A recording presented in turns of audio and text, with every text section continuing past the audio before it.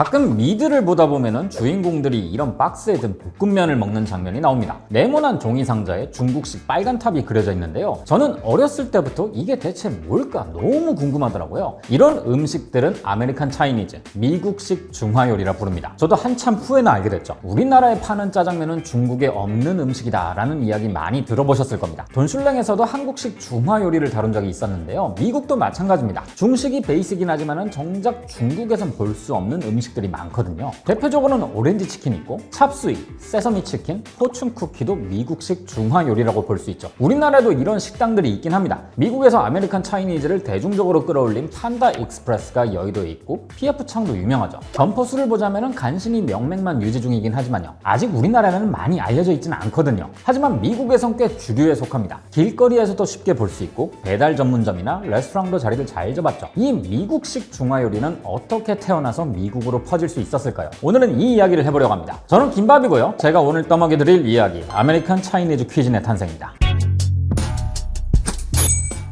한국식 중화 요리는 짜장면, 짬뽕, 탕수육을 필두로 커왔습니다. 우리나라와 가까운 산둥성 출신의 화교들이 한국으로 건너와서 만들었죠. 미국식 중화 요리도 마찬가지입니다. 미국으로 건너간 화교들이 미국에 적응하면서 만들어낸 음식들이죠. 그런데 이걸 보고 가짜 중식이라고 비판하는 사람들도 있긴 합니다. 미국 중화 요리는 왜 가짜 중식이라는 소리를 듣게 된 걸까요? 이 이야기를 하려면 미국식 중식의 탄생부터 이야기를 해야 합니다. 1849년 미국 캘리포니아에서 금이 발견됩니다. 수많은 노동자들이 금광을 찾아서 미국으로 몰려들었죠. 동시에 철도 건설과 개발도 진행됐는데요. 광동성의 중국인들이 캘리포니아로 많이 넘어갔습니다. 이땐 중국의 정세가 여러 가지로 어지러워지면서 쇠락하던 시기이기도 했거든요. 돈을 벌기 위해서 미국으로 갔지만 정착하는 게 보통 힘든 게 아니었습니다. 미국인들에게 배척당했고 정치적인 이유로 갈등도 생기다 보니 사는 게 녹록지 않았거든요. 여러 문제들이 있었지만 중국인들 사이에서 특히 문제가 된 게 바로 밥이었습니다. 고향에서 먹던 음식은 구경도 할 수 없었으니까요. 그나마 구할 수 있는 몇몇 재료들을 가지고 캘리포니아의 한 중국인 정착촌에 모여서 요리를 해먹게 되는데요. 향신료나 재료들이 충분하지 않다 보니까 이 고향의 맛이 안 나는 거예요. 그나마 홍콩에 거점을 둔 상인들이 향신료나 간장, 굴소스 등을 판 덕분에 겨우 맛을 내는 정도였죠. 하지만 고향에서 먹던 것과는 다른 맛이었습니다. 골드러시가 끝난 후엔 더 많은 이민자들이 몰려들었습니다. 이게 문제가 될 정도였어요. 1882년에 미국에서는 중국인 배제법을 제정하기도 했었죠. 더 이상 미국에 중국인들이 이민을 올 수 없게 한 겁니다. 이민자들은 사회적으로 소외됐고 경제적으로도 어려운 위기에 처하게 됐죠. 이런 어려운 상황에서 만들어진 걸로 추정되는 게 바로 찹수이라는 음식입니다. 찹수이는 대표적인 미국식 중화 요리인데요. 한때는 미국에서 찹수이 광풍이 불 정도로 인기가 좋았던 음식이죠. 쉽게 이야기하자면 이거 그냥 잡탕입니다. 요리를 하고 남은 야채들을 소스에 볶아 먹는 음식이죠. 남는 재료로 만드는 요리다 보니 정말 엄청 저렴했습니다. 뉴욕이나 LA에서 사는 돈 없는 이민자들이나 예술가들이 찹수이를 많이 먹었죠. 그런데 이 별거 아닌 음식이 미국식 중화 요리계에선 중요한 역할을 합니다. 그동안은 중국인들끼리 소규모로 소비했다면 찹수이는 미국인들도 먹기 시작했거든요. 뉴욕의 유대인들이 시작이었죠. 사실 이게 맛있어라기보다는 당시 중식당은 일요일에도 영업을 했거든요. 유대인들은 안식일이 끝난 후 거의 유일하게 열려있던 이 중식당에 가서 밥을 먹었던 거죠. 꽤 인기가 좋았기 때문에 나중에는 유대교 식사 규율을 따른 코셔 중국집이 등장하기도 했습니다. 찹수이는 이렇게 중국 음식의 대명사격이 됐고 모든 중식당에서 찹수이를 팔 정도였죠. 하지만 대중적으로 보자면 중식은 여전히 마이너한 음식이었습니다. 중국인 이민자에 대한 인식이 좋지 않았기 때문에 중식도 마찬가지로 인식이 좋지 않았거든요. 이러던 와중에 약간의 전환기를 맞은 아이템이 하나 있는데요. 바로 포춘 쿠키입니다.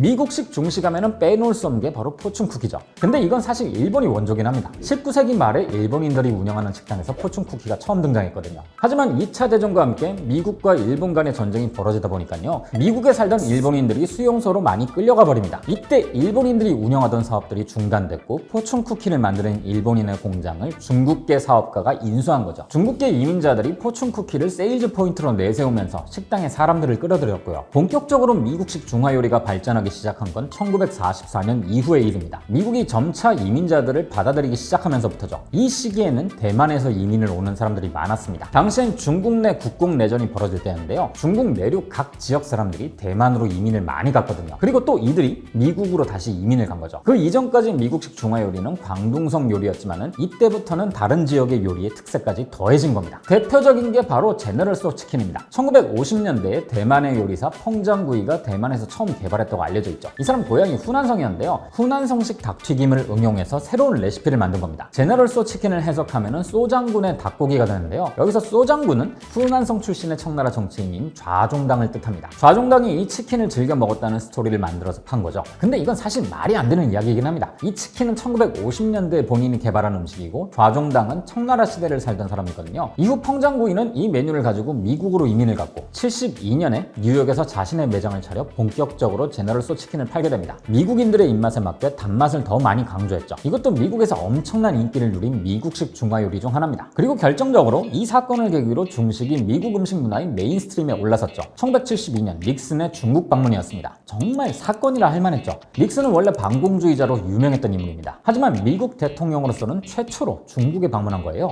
이게 냉전 시대 속에서 벌어진 엄청난 외교적 사건이다 보니 닉슨의 모든 일정이 뉴스가 됐죠. 특히 TV로 생중계되는 만찬이 엄청난 주목을 받게 됩니다. 뭘 먹고 뭘 마시는지를 미국인들이 다 지켜본 거죠. 미국인들이 중국 음식에 본격적으로 호기심을 가지기 시작한 게 바로 이때부터입니다. 뉴스가 나간 후에 미국인들은 차이나타운으로 몰려들어갔고 이 미지의 음식을 적극적으로 받아들이기 시작했죠. 이 사건을 계기로 1980년대 미국식 중화 요리는 완전히 대중화에 성공합니다. 지금도 미국인들이 자주 먹는 음식 중 하나로 중식이 들어갈 정도니까요. 처음에 말씀드린 테이크아웃 종이 박스도 이 시기에 등장한 겁니다. 의외로 중국인들이 이 박스를 처음 만든 건 아니고요. 1894년 시카고의 프레더릭 윌콕스라는 사람이 발명한 포장 용기입니다. 원래는 굴을 담던 용도로 쓰였고요. 그런데 1970년대에 좀 더 발전된 형태로 개발되면서 중식당 테이크아웃 용기로 쓰게 됐죠. 코팅이 추가되고 빨간 중국식 탑을 그려놓으면서 차이니즈 테이크아웃 박스로 완벽하게 자리를 잡습니다. 미국인들은 이 박스마저도 중국스럽다고 평가하면서 그야말로 미국식 중식의 상징이 된 거예요. 이런 흐름을 가장 잘 탄 곳이 바로 판다 익스프레스입니다. 지금도 미국 프랜차이즈 순위에서 꽤 높은 순위를 차지하고 있죠. 우리나라에도 명동, 잠실 등등 진출을 하긴 했었는데요. 지금은 딱 한 곳 남아 있습니다. 판다 익스프레스는 1973년에 등장했습니다. 앤드류 청과 그의 아버지가 캘리포니아에 판다인이라는 음식점을 열었던 게 출발이었어요. 그리고 75년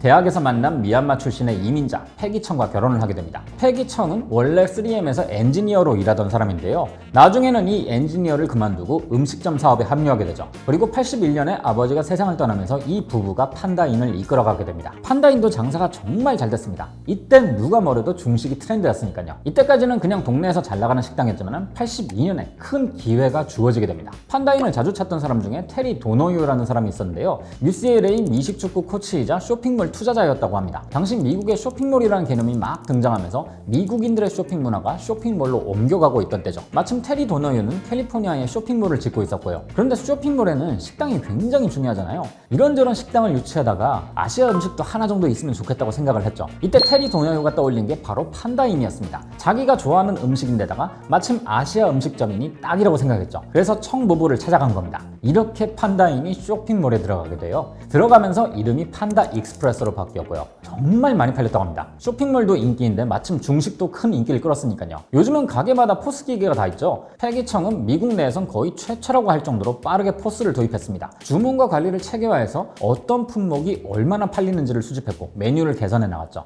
여기에 지금의 판다 익스프레스의 인기를 만든 건 오렌지 치킨입니다. 지금도 미국에서 가장 많이 팔리는 중화 요리 중 하나고요. 이건 제너럴 소 치킨 레시피를 응용해서 만든 건데 소스에 오렌지가 들어가는 닭튀김 요리입니다. 닭강정과 비슷하다고 생각하면 되는데요. 이 오렌지 치킨 덕분에 판다 익스프레스는 여러 쇼핑몰로 점포를 확장할 수 있었죠. 90년대 들어 판다 익스프레스는 쇼핑몰이 아닌 독립 매장을 시도합니다. 미국인들도 좋아했고 패스트푸드처럼 빠르게 나온 데다 포스를 도입하면서 운영도 체계적으로 잘했거든요. 덕분에 매장을 내는 족족 다 성공했죠. 어느 정도였냐면요. 점포당 매출이 맥도날드와 비교해도 큰 차이가 없을 정도였습니다. 덕분에 미국식 중식을 대표하는 프랜차이즈로 성공했고요. 이 분야에서는 PF창도 대표적인데요. 판다 익스프레스에는 비교할 바가 아닙니다. 미국 내 점포수가 거의 10배 차이거든요. 이렇게 미국인들에게 사랑받던 미국식 중화 요리는요. 현대에 들어서 약간 공격을 받습니다. 진짜 중국 음식이 아니라는 거죠. 중국을 경험해본 사람들이 보통 이런 얘기를 많이 했는데요. 개인적인 생각으로는 이게 사실 비난받을 일은 아닌 것 같습니다. 애초에 미국식 중화 요리는 중국계 이민자들이 자신들이 먹기 위해 만든 음식이니까요. 저는 바로 떠오르는 예시가 하나 있더라고요.